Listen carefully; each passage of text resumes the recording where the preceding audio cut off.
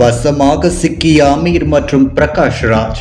தேர்தல் முடிந்ததும் நடக்க போகும் சம்பவம் இனி தப்பவே முடியாது. தமிழகத்தில் நாளுக்கு நாள் சட்ட ஒழுங்கு பிரச்சனைகள் அதிகரித்து வருவது குறித்து பொதுமக்கள் மத்தியில் கவலை அதிகரித்து வருகிறது. குறிப்பாக பெண்கள் மற்றும் குழந்தைகள் மீது நடைபெறும் குற்றச் செயல்கள் தொடர்ந்து செய்திகளில் வெளியாகி மக்களை அதிர்ச்சியடைய செய்து வருகின்றன.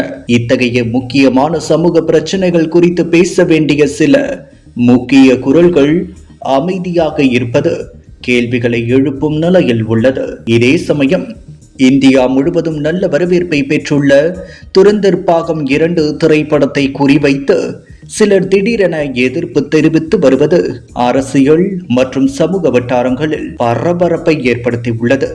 குறிப்பாக நடிகர்கள் அமீர் மற்றும் பிரகாஷ் ராஜ் ஆகியோர் இந்த திரைப்படத்தை புரோபகாண்டா மற்றும் ஹிந்துத்வா படம் என்று குற்றம் சாட்டி தடை செய்ய வேண்டும் என்று வலியுறுத்தி இருப்பது தீவிரமான விவாதத்திற்கு வழிவகுத்துள்ளது. இந்த நிலையில் பாஜக மாநில வர்த்தக பிரிவு தலைவர் சதீஷ் ராஜா இந்த விவகாரம் குறித்து கடுமையான கேள்விகளை எழுப்பியுள்ளார்.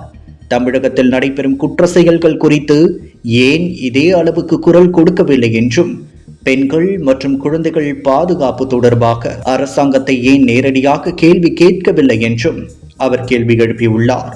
மேலும் நாட்டிற்காக உயிரை பணயம் வைத்து செயல்பட்ட உளவுத்துறை வீரர்களின் தியாகங்களை வெளிப்படுத்தும் ஒரு திரைப்படத்தை எதிர்க்கும் நோக்கம் என்ன என்றும் அவர் கேள்வி எழுப்பியுள்ளார். பாகிஸ்தான் ஆதரவு தீவிரவாத தாக்குதல்கள் குறித்து பேசும் ஒரு படத்தை மதவெறுப்பு என குற்றம் சாட்டுவது உண்மையை மாற்றும் முயற்சியாக பார்க்கப்பட வேண்டும் என்றும் அவர் தெரிவித்துள்ளார்.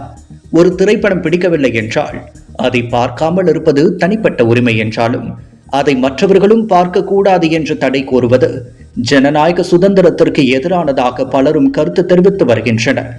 தமிழக மக்கள் உண்மை மற்றும் பொய்யை பிரித்தறியும் திறன் கொண்டவர்கள் என்பதால் யார் என்ன கூறுகிறார்கள் என்பதை விட உண்மையில் என்ன உள்ளது என்பதை ஆராய்ந்துதான் முடிவு செய்வார்கள் என்ற நம்பிக்கையும் வெளிப்படுத்தப்படுகிறது.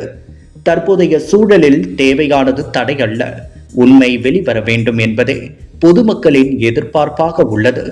தேசத்தின் பாதுகாப்பு, வீரர்களின் தியாகம், உண்மையான நிகழ்வுகள் பற்றிய விவாதங்கள் நடைபெற வேண்டியது அவசியம் என்றும், அவற்றை தடுக்க முயற்சிப்பவர்கள் எந்த நோக்கத்துடன் செயல்படுகிறார்கள் என்பதை மக்கள் ஏற்கனவே புரிந்து கொண்டுள்ளனர் என்ற கருத்தும் வலுப்பெற்று வருகிறது.